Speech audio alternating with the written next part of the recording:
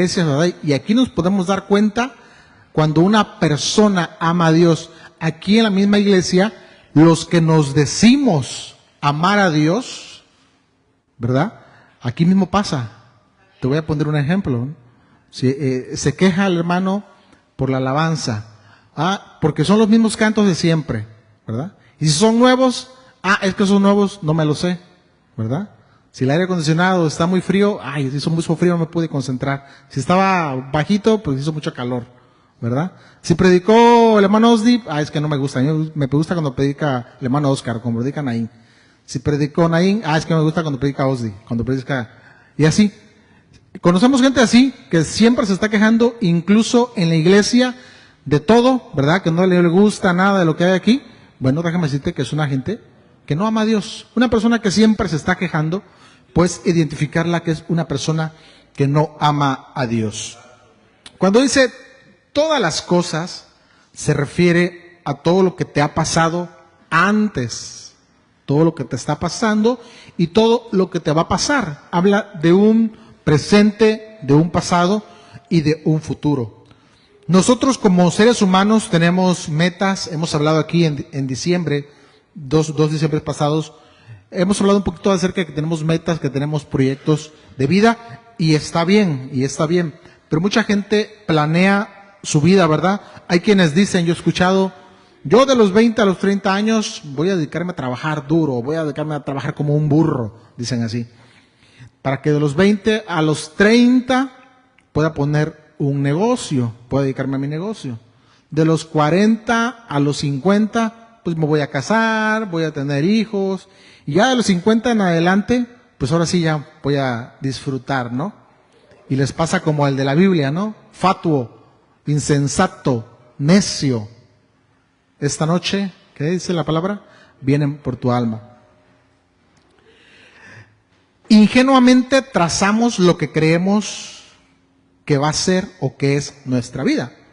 Y cuidado con esto, porque la vida no nos pertenece, ¿verdad? Lo hemos hablado más de una ocasión.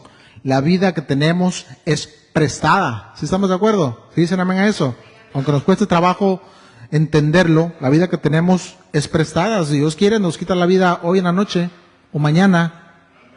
Así lo dice su palabra, que somos como la hierba del campo, como las florecitas que hoy están y mañana ya no las quieres ir a buscar. Aquí había una flor ayer y la vas a buscar y ya no está. Así es la vida del ser humano. Amén. Dice Proverbios, muchos 19:21. Vamos a leerlo. Proverbios 19:21.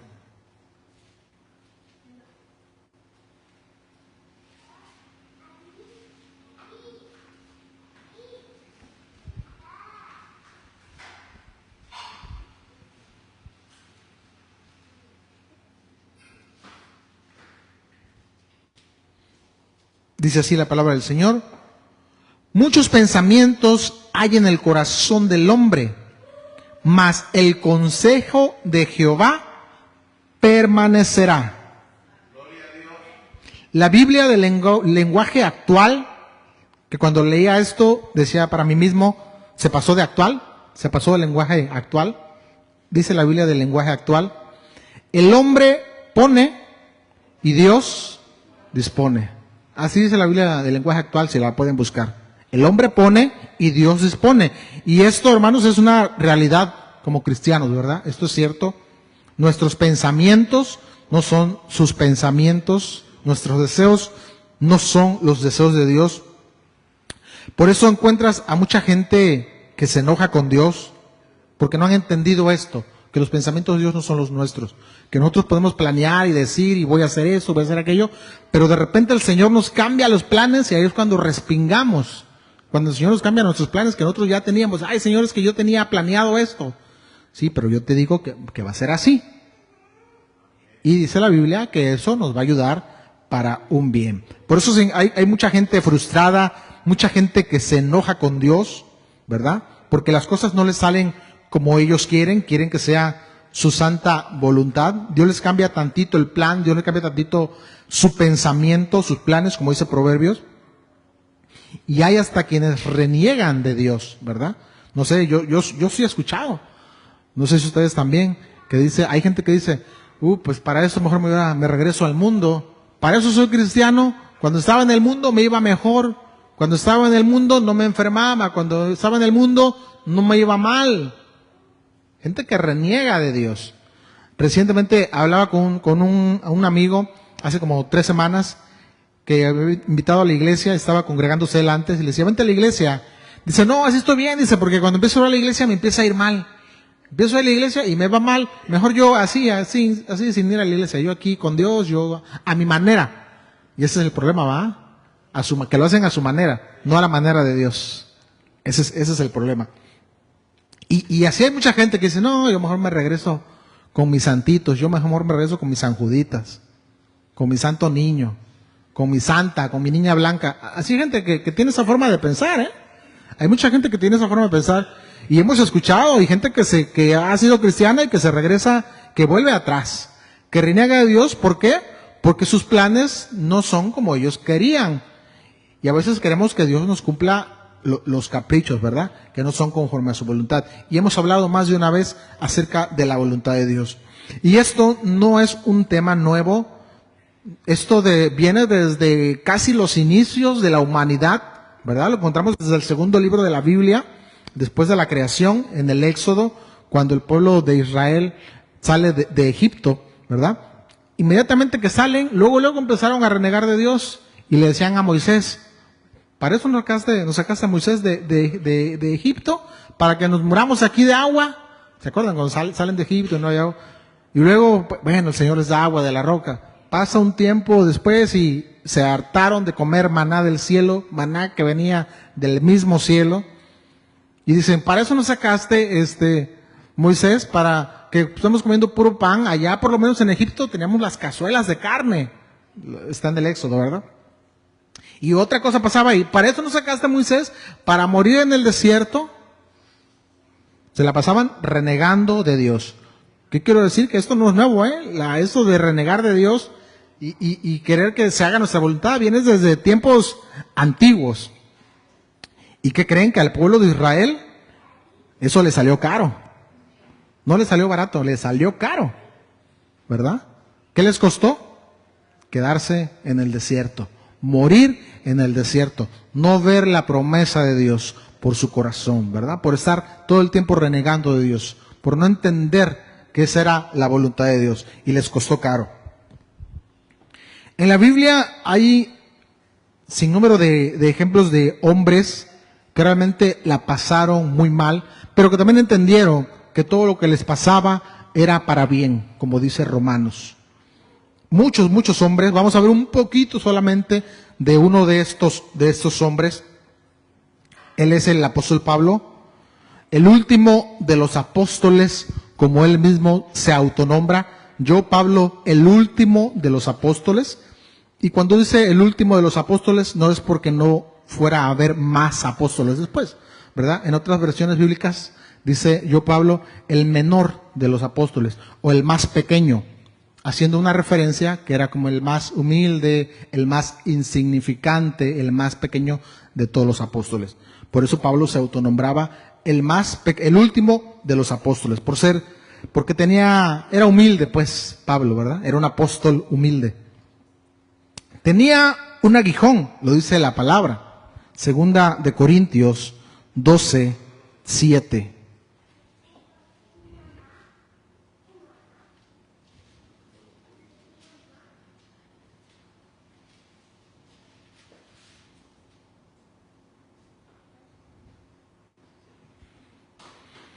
Segunda de Corintios 12:7. ¿Lo tenemos? Dice, y para que la grandeza de las revelaciones no me exaltase desmedidamente, me fue dado un aguijón en mi carne, su cuerpo, un mensajero de Satanás, para que me abofetee, para que no me enaltezca sobremanera. Tremendo, ¿verdad? Para que la grandeza de las revelaciones no me exaltase desmedidamente. No busqué la versión del lenguaje actual, pero creo que está clarísimo. En otras palabras, está diciendo Tengo un aguijón para que no se me suban los humos a la cabeza, para que no me vanagloríe, para que no me exalte, para que no me enorgullezca. Porque ¿saben lo que le iba a costar eso? El infierno, así de simple. A Pablo le hubiera costado el infierno. Podemos verlo en Ezequiel, que dice que pasó con Satanás, con su corazón. Se llenó de orgullo, se enalteció. Lo dice Ezequiel. Dice que el corazón de Satanás se llenó de orgullo y eso le valió, órale, para abajo. Bueno, pues deja de decirte que lo mismo le hubiera pasado a Pablo si no hubiera tenido este aguijón en su carne. ¿Fue para bien el aguijón? Claro que sí fue para bien. Si no estuviera haciéndole compañía a Satanás, ¿verdad? Porque hubiera tenido la misma actitud. Y lo dice la Biblia. ¿Para qué era el propósito del aguijón? Para que no se enalteciese, para que no se exaltara él mismo desmedidamente. Eso era. Y vaya que sí tenía revelación el apóstol Pablo. Vaya que sí era un hombre que tenía revelación. La palabra de la Biblia está, el Nuevo Testamento, son 27 libros. 27 libros del Nuevo Testamento. De esos 27 libros, 13 libros son de Pablo, entre cartas, epístolas, ¿verdad?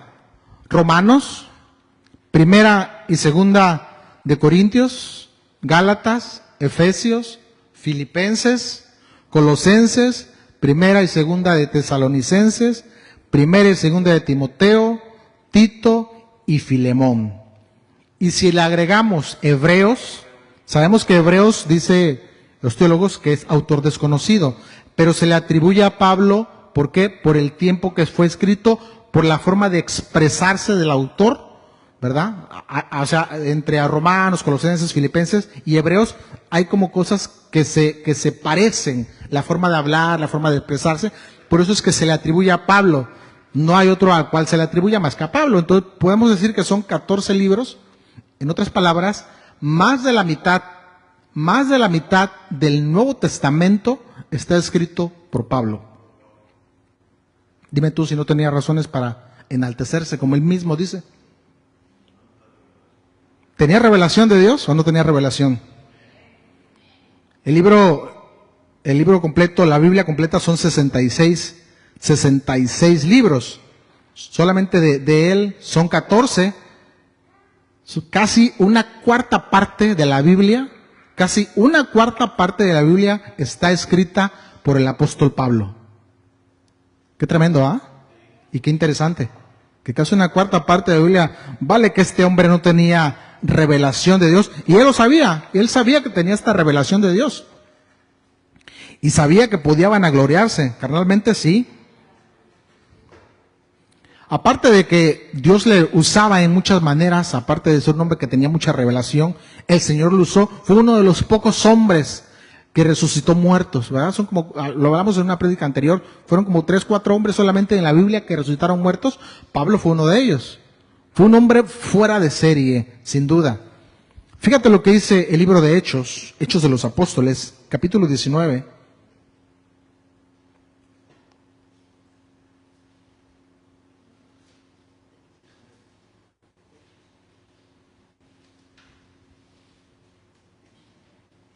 Hechos 19 del 11 al 12.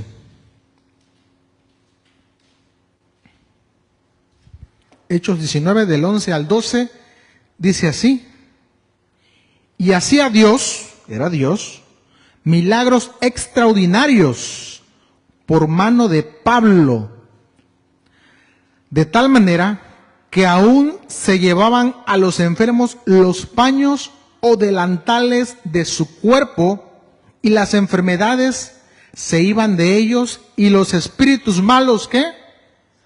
Salían. Dice que por medio de Pablo, Dios hacía milagros extraordinarios, fuera de lo normal, fuera de lo natural, milagros inexplicables, que si bien la Biblia no los detalla específicamente, bueno, uno de ellos, algo sobrenatural, resucitar un muerto, eso es algo sobrenatural, es algo que no es natural, entre muchos otros. Dice que solamente los pañuelos que él tocaba o los delantales, el delantal Era como una especie de mandil más largo, pero como si fuera una camiseta, como una blusa de mujer larga. Ese era un delantal. Dice que solamente con sus delantales que él usaba, o con los pañuelos que él usaba, o que él tocaba, que tenía contacto con su cuerpo, dice la Biblia, esos los llevaban a los enfermos y a los endemoniados. ¿Y qué pasaba? Eran sanados. Cuando leía esto, me imaginaba a Pablo, que yo decía, este Pablo yo creo que a cada ratito estrenaba ropa. O sea, sus pedazos de ropa estaban por Éfeso y por todas las provincias donde él andaba, ¿verdad? ¿Te imaginas a Pablo? Oye, ¿no vieron por ahí mi túnica que dejé ayer? No, pues ya se la llevaron unos por allá, la hicieron cachitos y se la llevaron. Es una realidad, ¿eh? Dice que los pedazos de su ropa, pañuelos, los delantales, la ropa que él usaba, literalmente arrancaban los pedazos y se los llevaban a los enfermos, y estos eran sanados y los endemoniados eran liberados. Tremendo, ¿verdad?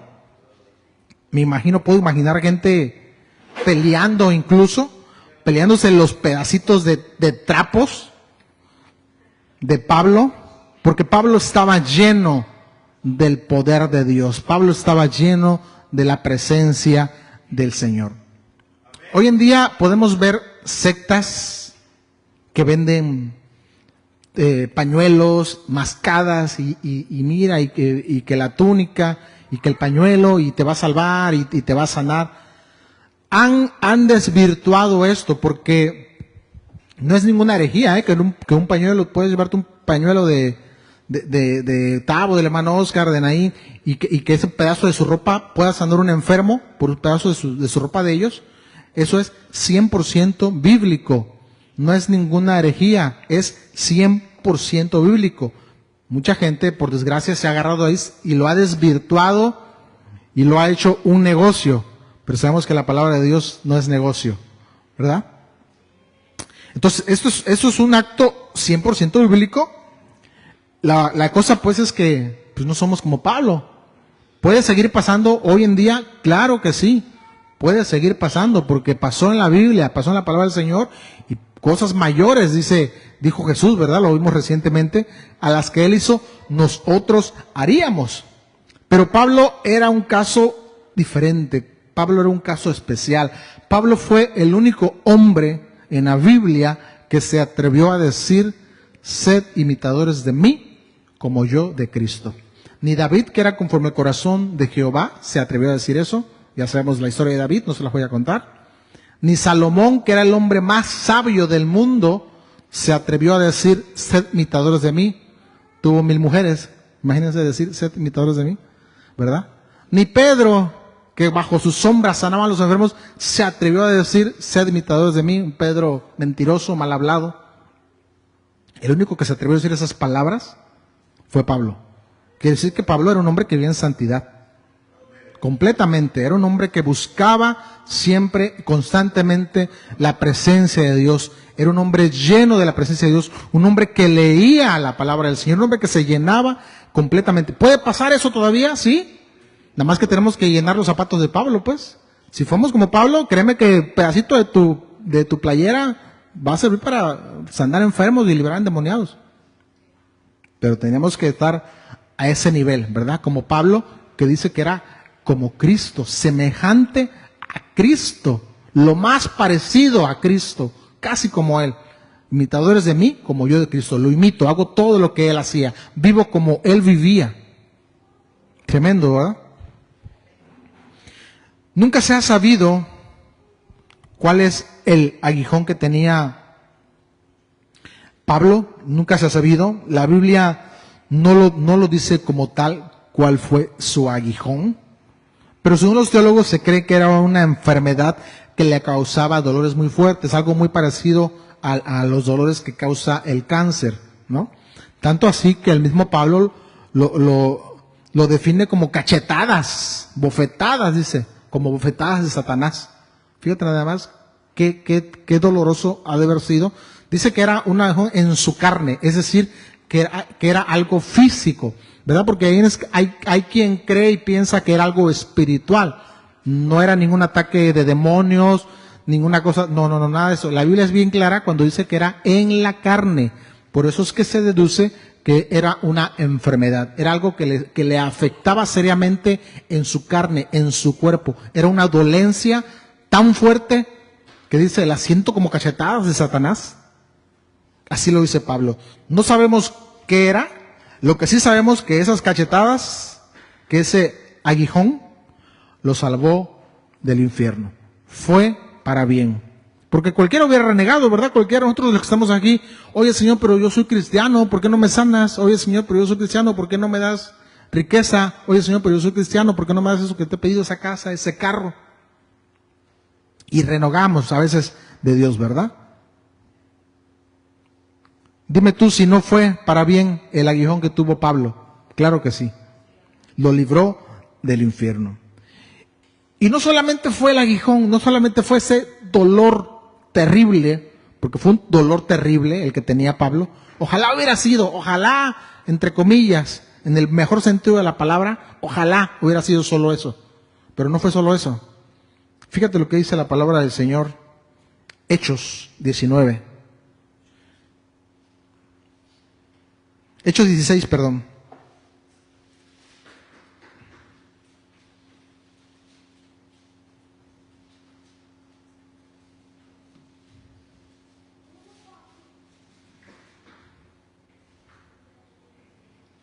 Hechos 16, verso del 19 al 24.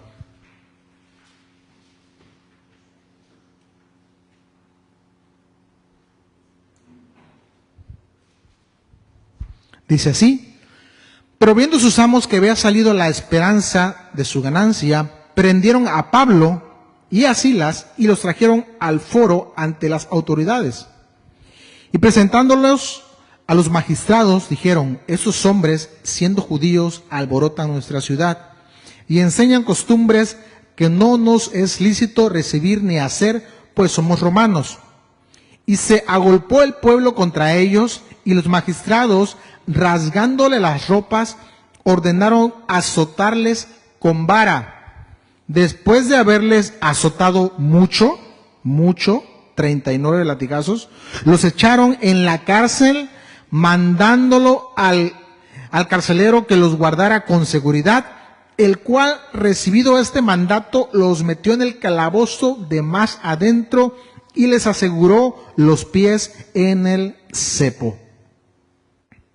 Calumniado, azotado, en otra parte de la escritura dice que recibió 40 latigazos menos uno, lo dice Pablo, y no fue una vez, fue azotado muchas veces, encarcelado, y por si fuera poco, no solamente fue encarcelado, sino fue encarcelado en una celda de castigo, ¿verdad? Lo que se denominaba un calabozo. Y por si esto fuera poco, atado de los pies. ¿Todo esto te parece poco? ¿Hay más? Segunda de Corintios 11. Por si crees que, no es nada.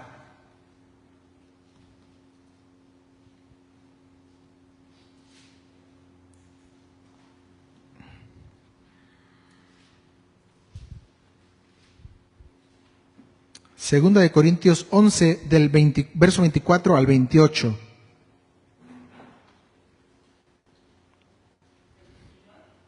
Segunda de Corintios 11, del verso 24 al 28. Dice así la palabra del Señor. De los judíos, 5 veces he recibido 40 azotes menos uno. 3 veces he sido azotado con varas, 1 vez apedreado, 3 veces he padecido naufragio, 1 noche y 1 día he estado como náufrago en alta mar, en caminos muchas veces, en peligros de ríos, peligros de ladrones, peligros de los de mi nación, peligros de los gentiles, peligros en la ciudad, peligros en el desierto, peligros en el mar, peligros entre los falsos hermanos, en el trabajo y fatiga, en muchos desvelos, en hambre y sed, en muchos ayunos, en frío, desnudez, y además de otras cosas, lo que sobre mí se agolpa cada día, la preocupación por todas las iglesias. Tremendo, ¿ah? Dime tú si sufrió Pablo o no sufrió. Hace una listota de todas las cosas. Cuando yo leía esto, recordaba que hablaba una vez aquí en el púlpito de que en la vida del cristiano hay sufrimiento, pero también les decía, pero también hay bonanza, y eso es una realidad. También hay buenos tiempos, también hay buenos momentos, también hay tiempos de felicidad con la familia, con los hermanos en Cristo, con nuestra familia carnal. Hay tiempos buenos, tiempos bonitos, tiempos de bonanza. Pero cuando decía esto, pensaba para mí mismo en mi percepción personal. Creo que Pablo fue la excepción. Pablo creo que fue la excepción, ¿eh? Si vemos un poquito de la Biblia de Pablo, ya vimos naufragio, peligro, ladrones, azotes, encarcelamiento. Y no fue encarcelado una vez, ¿eh? Fueron varias veces las que fue encarcelado. Creo que toda su vida de Pablo, ese sí fue sufrir toda su vida. Y bueno, qué bendición, ¿verdad? Que dice la Biblia, bienaventurado cuando por mi causa os vituperen, cuando por mi causa os persigan. Pablo fue esas excepciones que yo creo que toda su vida, o casi toda su vida, no podemos generalizarlo, ¿verdad? Pero creo que casi toda su vida la pasó mal, padeció por causa del Evangelio. Claro que él tuvo su recompensa y la está teniendo una recompensa con el Señor, pero casi toda su vida padeció. Todo este padecimiento fue por una razón, fue por un propósito y fue para bien, porque él mismo lo escribió. Entendió Pablo que toda esa lista de cosas malas que le pasaron, porque eran cosas malas, una lista como de 30 cosas, 20 cosas enumeré, toda esa lista fue por un bien. Y lo dice Filipenses 1:12.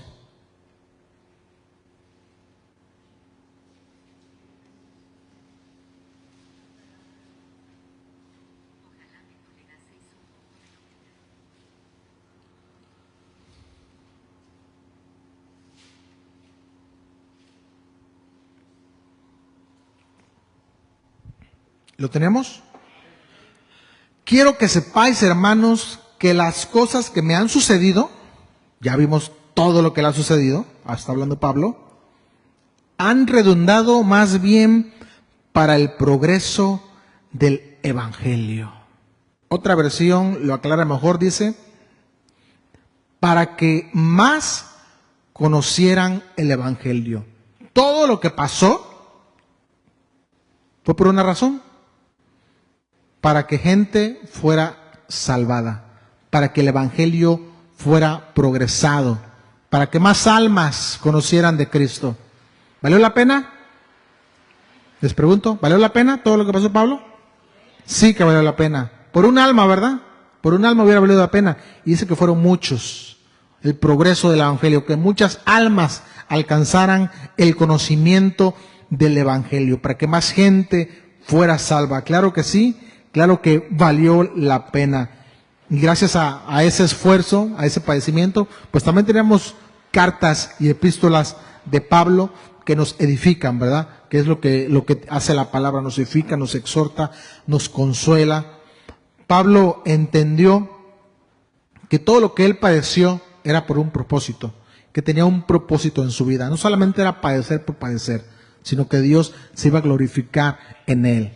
Y que todo lo que hizo, y todo lo que hizo Dios a través de él, fue para bien, todo le ayudó bien porque él amaba a Dios. Pues nosotros, todo lo que nos pasa, hermanos, no es casualidad y el Señor va a cumplir su propósito en nosotros. Y todas las cosas que nos pasen, sean buenas o sean malas, siempre van a ser para bien. Para ti, para mí, para los que amamos a Dios.